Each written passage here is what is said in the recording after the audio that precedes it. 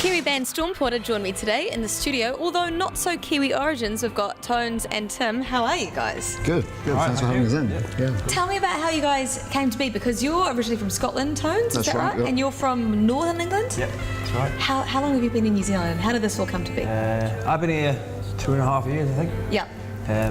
Tom's been here quite a while. A long time now. Right. Yeah, so almost an honorary Kiwi now. Yeah. Okay, cool, sweet. But the accent's still there. How did you come to be Stormporter? Did you guys know each other beforehand? Did you just... Yeah, through a musical sort of mutual respect, I think, of music, and I supported his old band. He helped me out with a few links and a few gigs and stuff. I pretty much met him soon after he came off the plane. Really, Yeah, I don't think it was only a couple of weeks, yeah. Wow. He actually came to audition from our old band, and we were looking for a singer at the time, but it wasn't quite what we were looking for that particular band. And but we kept in touch, and kind of knew that our paths would cross again sometime, and yeah. So obviously you guys have had a musical background then separately. Yep. What kind of stuff have you been doing? Like, have you been doing singer-songwriter stuff or band stuff? And both, really.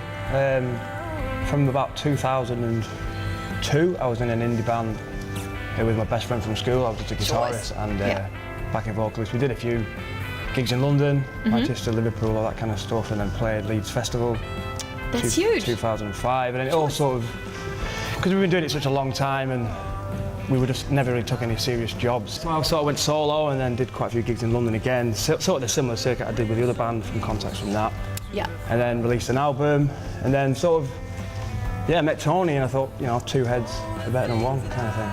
So who else is in the rest of the band? It's sort of me and you write the songs. So you're the... Me and Tony, Tones write the songs. So pretty much a duo at the moment. Yeah. We pull in musicians as we need them. Oh, cool. Okay, right. Basically, that idea came from Ben King. Cool. From Golden Horse fame. Yep. We sat down with him to talk about the record, and he got really excited about the demos. And at the time, we didn't have a full band, and he said, "Look, don't worry about that. Just you guys are the nucleus. You focus on the songwriting." And he said, "I know a lot of people. We'll pull people in as we need them." Totally. And so we've got a drummer on board and a bass player on board, and we'll often perform as a six-piece, which is the full band with trumpet and keys. That's sometimes insane. we'll do maybe just a duo, just the two of us. Might be four of us sometimes. So we'll mix it up. That's really cool. So you're quite versatile, then you can go in all sorts of different ways and stuff. So let's talk about, for people that don't know you guys and haven't really heard too much of you, influences for Stormporter. Like, what are you guys drawing on? Big Beatles influence. Cool. All sort of Britpop kind of stuff, but sort of like Northern Soul as well is quite a big influence in Motown and all that. So it's sort of a mix between it all, and then a bit of rock in there as well, really. Right, yeah. Tell me how you jumped on board with Ben King, as production-wise and stuff. Well, we started off, we got the band together, well, us two. We had a set of songs, some that we'd written together, some separately, some him, some me. So we thought, right, we need to get out and do gigs, we need to do a demo. So then we thought, well, if we're going to do a demo, we might have to do a record, we might have to do, if we do this, we might have to get a single. If we're going to get a single, we need a producer. So it sort of went like that, really, didn't it? We really want to get a producer involved, and I started a bit of searching around, and of course, me being here longer than Tim, I knew a few more people, and Golden Horse and Grand Rapids, Ben's other band, big fan of them, and cool. I looked at Ben. I kept on coming back to Ben. I looked at a few others, Andrew Buckton, and the usual suspects, and but no, Ben just seems to have this knack to find the heart of a pop song, Yeah. and he immediately clicked with us and understood what we were. Tell me about some shows. Are you guys going to play live, or have you been playing live much? We did our our single release at Nectar Bar with two great bands, Ezra Vine and Kingsland. Race.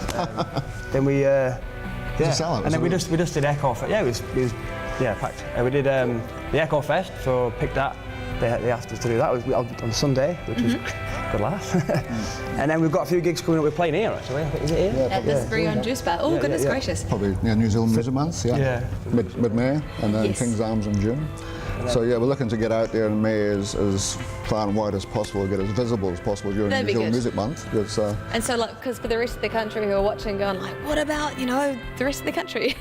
Any thoughts on taking it on the road? And definitely, yeah. Once we get a few more gigs under our belt and a bit tighter as a unit with the with the musicians we're using at the moment, then we'll go out and take it to the world. Definitely, conquer New Zealand and take it up beyond New Zealand, or Aussie, and beyond there as well, back to the UK. Well, we're in talks with venues and stuff in the UK for next year. Choice. So we'll do the similar thing I used to do and sort of tag on the back of that, really, and go and do that. Yeah. Groovy. Well, let's go into your single called Find Yourself. Tell me about this video clip before we check it out. Okay, yeah, it's sort of Northern Soul influence with the dancing and Yeah.